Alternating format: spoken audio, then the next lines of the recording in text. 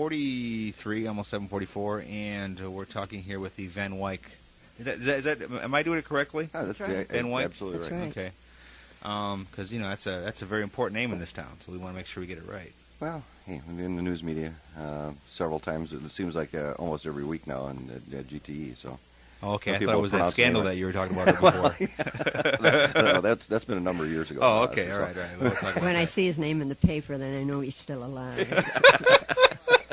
A typical Bob. Oh, Say it is. SAC. Yeah. That's the first time I've seen John turn red. That's good. Yeah, it's getting a little warm in here. We're here with John Van Wyck and Iris. Right. Okay. Good morning, Iris. Thank you. It's really nice to meet you. Thank you. And he does have a great sense of humor, but a couple of things that you've already said that we talked to you, I know that you've already got him beat. So Well, thank you very much. now you've got a great story here as far as the early days of WKBZ. Of Right. course, Roland Van Wyck was he was Sing, or was he Smile? No, he was Smile. He was Smile. Yeah. Okay. I've got to keep that. Well, he was the manager for WKBC for a good many years, musical director. Okay. And of course, they had the Harmony Orchestra, the Van Wyck Harmony Orchestra, for years and years and years when the kids were growing up in Grand Rapids. And then they came to, when Raul was working at WKBC, they came to WKBC and put on programs. And Lauren was the youngest member of the troupe, and he played the violin. Okay. And they used to go around to churches and put on programs and whatnot. And after I came from Wales in 1931. And after I came here, I met a very good friend. Her name was Martha Schrumbach. And she used to go to the Reformed Church, the Central Reformed Church. And we were Episcopalian, so we didn't have evening services. So I used to go with her to the young people's meeting, and they at one point sponsored a concert of the Harmony Orchestra, and that's where I first saw Lauren, and then after that I had a blind date with him. And I didn't know that. I mean, that's Yeah, his first I've heard of this. A new one coming out here. And then they found out that I sang, and so they invited me to come and sing with the group, and that's how I started with them. Okay, so you were on KBZ then too. You were Oh part yes, of KBZ system. oh yes, very definitely. Now what were the most requested songs that you used to sing? Well, We had a little laugh about this last week. yeah. There was a song, Bye Bye Blackbird, but that has a family background, and I don't think I better say. Oh, really? Oh, there's more to that song well, than... you see, we did that at parties, and like a New Year's Eve party, and so Bye Bye Blackbird was the going song at that time. Oh, okay, because that was one of the things I bet you to Jai last week, is I couldn't understand when I was looking through the Van Wyck scrapbooks, which was like 14 of them over at the County Museum. Yeah. He had saved 2 pages worth of requests from people to sing Bye Bye Blackbird. Yeah. So I didn't know what that was all about. Yes, it was very much requested. And we did, at that point in time, of course, it was Jeanette MacDonald and Nelson Eddy stuff. And Roland was the whole troupe, very fine musicians, all the Van Wyck family. And Roland could sit down and play anything in any key or transpose anything. Very, very fine. Okay. And we had a lot of fun. It was good. We traveled around, and of course Mr. Ashbacker was a good friend of Raul's. Now, was it a daily show that they would put on here? No. Some weeks we did every night, like a half-an-hour show. But then they got the WKBZ auditorium on Apple Avenue, and then we put on regular programs, regular shows at that time. With live audiences and the whole Live works, audiences, yeah. Okay. And they started out with just the four Van Wycks in the orchestra. Then they added 2 accordion players. So it got to be and one of the accordion players, Harry Bullimer, was a tenor. And so he and I did a lot of duets together. Or do you have any of the old recordings anymore, or is there any I recordings of don't. this I anymore? don't. Paul might have some, but at that time, you know, we didn't do any tapes and Yeah. stuff like that. It was all. All live? I talked to my daughter last night, and she said, "Mother, is this going to be a live thing tomorrow?" And I said, "Well, I'm not dead yet." Yeah, it's live. It's live. Even though I'm putting you on tape because I want to keep this. Well, so Now, did people just what? They just yeah, they call called the in audience? requests. You Okay. know, called in requests. Well, you had a live audience out there too. Yes, out in when it was out in the auditorium, and but that was more structured. That was a more structured program. Where was the studio at the Michigan Theater Building, the Frohenthal? It was on the second floor. The second floor? Mm-hmm. Yeah. Okay. Now there were stories that I heard too, also that they used to have entertainment come in to the Michigan Theater, the Frohenthal Theater, and they used to go up there and also broadcast live some of the entertainment that was also going on. Oh yes, there. yeah. They did a lot of live broadcasts. And it was very cheap back then because they didn't pay the people anything extra to heavens, broadcast. no. Most everything was free, actually. You know, I mean, in the 30s, people just didn't have the money. Yeah. You know. So they would just come see the shows. Right. Okay. Especially out at the auditorium out on Apple Avenue. I don't think they ever charged anything there. Now, when you did these things and you sang a song, did you have to after the song or whatever you would say sponsored by, or would you do a commercial or what? Yeah, they had some sponsors, but the one that I remember vividly was a Sweetheart Candy Company that we did for about a week before Christmas, and at that point in time we had people call in and say Merry Christmas in different languages. Okay. And so we had a whole string of different Merry Christmases in different languages, and that was sort of a fun thing to do. Did you do any of the live commercials though, as far as commercials go? No, or? we didn't. Okay. We didn't, no. Did you have, like, when you got done? Well, Uncle Raul probably did, but you know, I don't. When you got done with the number, did Dad or Uncle Paul or Uncle Raul have a sign to hold up, say applause? No. Please. No, if they didn't do it spontaneously, then forget it. You know. Did you? How was it set up? I mean, as far as I'm not sure if you remember all this, but as far as mics and everything, how do they do this? How do they get all the sound to go through the radio? Do they just set it up with all mics and? I'm not very mechanical, so I don't know. I just stood there with a mic in my hand or whatever and sang. So yeah. All right, that'd be, and of course it went through the GT phone line, so it was. Undoubtedly did. Yeah. Yeah, we had the thing called a step switch at that time for WKBZ, and whenever KBZ used to do any kind of broadcasting, it went through phone lines and came down through the Terrace Street office through a thing we called a step switch, and KBZ had to tell us which lines it was going to be on, and so I'm sure we had engineers in our place working with KBZ engineers quite frequently.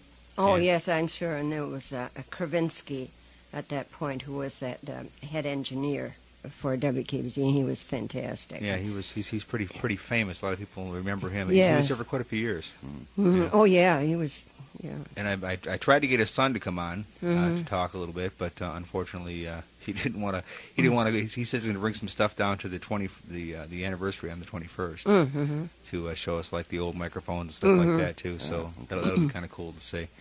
But and definitely I want to invite you down there too on the 21st Well, thank to stop you. over. Maybe you can sing a tune. What do you think? Well, I don't know. I don't do it solos anymore. I still sing, but Yeah. in my church choir and the celebration. Well, bring the Women's choir choir. along. Yeah. You know? No, she still sings what she said with the celebration singers. Yeah. Yeah. Yeah. Okay. All right. So now, going back all those years, how did it? When did it start changing? What years did it start changing? As far as Well, it must have been 35, 36, I would think. That's probably when we broke up, the choir, or the harmony orchestra. I don't think we performed too much after that, as a group. Okay. I mean, we always played together and stuff, but not for concerts and stuff. And I don't remember exactly the year. because I know he stuck around here till at least 1939. Yeah. And, We were married in 38, and so after that, we didn't really do too much. So it kind of KBZ is kind of, well, I don't know if KBZ itself is responsible for your marriage, but at least the band itself is responsible. Absolutely, for your marriage. you bet. You So bet. that's kind of without that, John wouldn't be here, and That's for we'd sure. all be happier. Yes. But you know, no, just kidding. But Yes. now, I want to bring this up again because you can read this. Oh, yeah, I can read that. Well, Sort yeah, of, kind of. it's the old English type. No, I'm trying to think back here as far as some of the other questions I had for you. Now I've completely lost it because I talked about John, and you know, that's it. No, but as far, what are some of the memories that you want to share with us as far as back then? What were some of the times you can remember that really stuck out in your mind? Well, it was a fun time, we got together because we loved music, and the Van Wycks were exceptionally good musicians, and then I think with the Davies family, my family, having such a rich background in music, with a combination of both, I think we did a really good job. I think. I remember my grandfather he sang a tenor with the Cosmops and the Cosmopolitan Male Singers when he first moved to this country. And I also remember growing up and Christmas Eve concerts or the service at St. Paul's Church being broadcast live on WKBZ. Right. And my grandfather singing tenor. So they did remote broadcasts even back in the 50s. Oh, it had to have been back in the 50s. And when that was, and when I was a small child, and listening to those Christmas broadcasts on WKBZ, and my grandfather singing on the radio. So they were doing Christmas Eve at St. Paul's Church. That was the kind of regular gig that they were doing. And I know we've got some recordings of that somewhere. Yeah, we have someplace. Because that's on My brother 78 has them. Records. I think I've got a couple of those at home. Huh. Yeah, because we still have the step switch here. So the equipment is still here for the old Berean church and everything Yeah. else too, because they've been here with us forever. There was a church. I don't know if it was the same church or not, but they contacted me also talking about possibly doing that again, as far as to the old Christmas church, Christmas Eve service. Yeah, services. Yeah. Well, I remember it was a tradition for many years. It's from St. Paul's Church downtown. I remember one of the memories my wife had, because she's been in Muskegon all her life, is she remembers that they used to have a rosary here. They used to come down for rosary. Really? So it's kind of amazing some of the things that they actually used to do on radio. That, Yeah, it is. Yeah, it really was. It's kind of coming around again. It's very Excuse me. creative. Yeah. I think probably the most remembered that I have is the whole week of that one Christmas that we did every night for the Sweetheart Candy Company, and singing Christmas carols and hymns, and having people call in and ask for their favorite. Now, is the Sweetheart Candy Company still around? Oh, I'm anywhere? sure not. No? I'm sure not. Oh, that was a local Muskegon. It was a over local. it was over in Houston, I believe, over in Houston, because I can't remember. they used to supply the arcade pharmacy with taffy apples and sea foam and. Yeah, that's long since gone, I'm Yeah. sure. Well, that's too bad. It really was. It was really great stuff. This guy used to make some great caramel apples. Yeah, And I think we had some boxes of candy that we were giving away at that time too. Okay. So it was sort of a Christmas. 1936. Yeah. That was the Muskegon's 100th anniversary centennial celebration. That's when they had basically like a summer celebration set up down there. Different kinds of booths, and KBZ had a big booth down there. And I think we sang. I think we did some performances at that point too. At Yeah. the centennial. Yeah, that was quite a big deal. Oh yeah.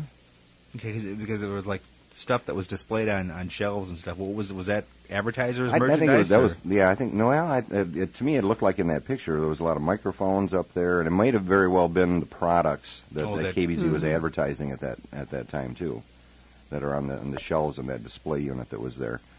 But it looked like it was a really interesting period of time. They had a lot of local talent on WKBZ at that time. Doris Doberstein, who used to sing or yodel and play guitar and all that kind of stuff. And it was really a fun time. Now, I've got it in here. I wish I would have brought it in with me, but there were some sisters, young sisters they used to have on KBZ that used to sing too. And he had a picture of them in his scrapbook also. Mm-hmm. But I can't imagine how much different talent that they must have. We did, and everybody enjoyed doing it. You did it because you loved to do it at that time, and not for the dollars that they pay now, I think. Okay. Did they pay any dollars back then, or? I don't remember. I don't think so. You got lots of free candy, sweetheart candy, right? Right. That's what it was. Okay. Right. Well, I appreciate you coming in. We could talk some more. I'm sure you have plenty more memories that you'd like to share with us too. Well. And if you think of those, as far as sharing it with us, we can't get you back on before the 21st. If you stop down over at the Muskegon Mall, we can probably share some over there too. Okay, I'll stop in. Yeah. Thank you. Thank you for having me. Well, thank you for coming. I appreciate it. And this was all live. There was no tape here. Sure, my daughter. That's right. It's all live. 43, almost 7:44, and we're talking here with the Van Wyck. Is that? Am I doing it correctly? Oh, that's right. Van Wyck? Absolutely That's right. Okay. Because that's a very important name in this town, so we want to make sure we get it right. Well, hey, in the news media several times. It seems like almost every week now on GTE. So. Oh, okay, Some I thought it was that scandal that you were talking about before. No, that's been a number of years ago. Oh, okay, all right. We'll talk about When I that. see his name in the paper, then I know he's still alive. A typical Bob, say SAC. of the troupe, and he played the violin. Okay. And they used to go around to churches and put on programs and whatnot. And after I came from Wales in 1931, and after I came here, I met a very good friend. Her name was Martha Schrumbeck, and she used to go to the Reformed Church, the Central Reformed Church, and we were Episcopalian, so we didn't have evening services. So I used to go with her to the. That's the first time I've seen John turn red. That's good. It's a little warm in here. We're here with John Van Wyck and Iris. Right. Okay. Good morning, Iris. Thank you. It's really nice to meet you. Thank you. And he does have a great sense of humor, but a couple of things that you've already said that we talked to you, I know that you've already got him beat. So. Well, thaning you very much. Now you've got a great story here as far as the early days of WKBZ. Of course, Roland Van Wyck was he was Sing, or was he Smile? No, he was Smile. He was Smile. Yeah. Okay. I've got to keep that. Well, he was a manager for WKBC for a good many years, musical director. Okay. And of course, they had the Harmony Orchestra, the Van Wyck Harmony Orchestra, for years and years and years when the kids were growing up in Grand Rapids. And then they came to, when Raoul was working at WKBC, they came to WKBC and put on programs. And Lauren was the youngest member, Young People's Meeting. And they, at one point, sponsored a concert of the Harmony Orchestra. And that's where I first saw Lauren. And then after that, I had a blind date with him. And I didn't know that. I mean, that's the first I've heard of this, A new one coming out here. And then they found out that I sang. And so they invited me to come and sing with the group. And that's how I started with them. Okay, so you were on KBZ then too.